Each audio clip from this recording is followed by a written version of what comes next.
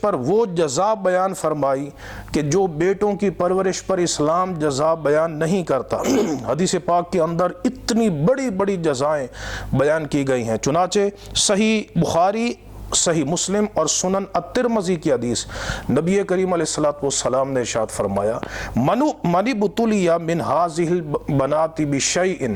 جس کو فرمایا ان بیٹیوں سے آزمایا گیا اور فاحسن الیہن، پھر اس نے بیٹیوں کے ساتھ حسن سلوک کیا، اچھا رویہ رکھا، انہیں محبت دی، ان کے ساتھ نرمی، شفقت اور ملاطفت سے پیش آیا، حضور فرماتے ہیں کن لہ سترا من النار، وہ بیٹیاں اس کے لیے جہنم کی آگ سے رکاوٹ بن جائیں گی، حجاب بن جائیں گی۔ یعنی یہ بندہ اگر اپنے اعمال کے ذریعے، برے اعمال کے ذریعے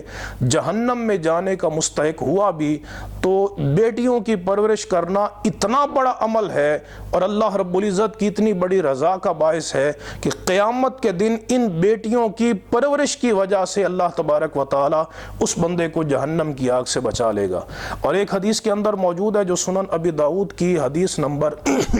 5147 ہے، اس میں نبی کریم علیہ السلام نے فرمایا من عال ثلاث بنات، جس نے 3 بیٹیوں کی پرورش کی، فأدبہن،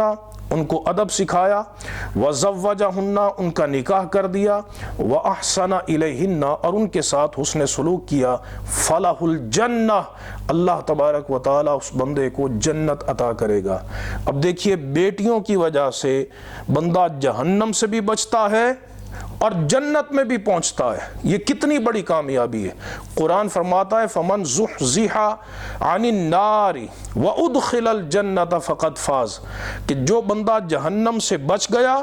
اور جنت میں داخل ہو گیا تو بے شک وہ کامیاب ہو گیا۔ تو یہ کامیابی تمہیں ملے گی تمہاری بیٹیوں کی برکت سے، ان کا وجود تمہارے لیے باعث سعادت ہے، باعث رحمت ہے، تم ان کی پرورش کرو گے تو تم بہت بڑی کامیابی حاصل کرو گے۔ بلکہ ایک اور حدیث میں نبی کریم علیہ السلام نے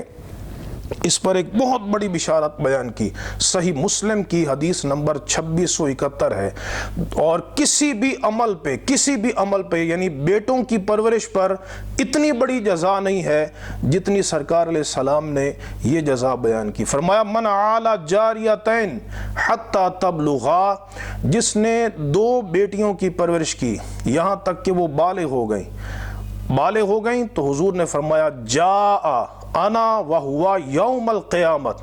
وضم اصابعہ، حضور نے اپنی 2 انگلیاں جمع کر کے فرمایا جس طرح یہ 2 انگلیاں آپس میں ملی ہوئی ہیں تو 2 بیٹیوں کی پرورش کرنے والا قیامت کے دن میں مصطفیٰ کے ساتھ یوں آئے گا۔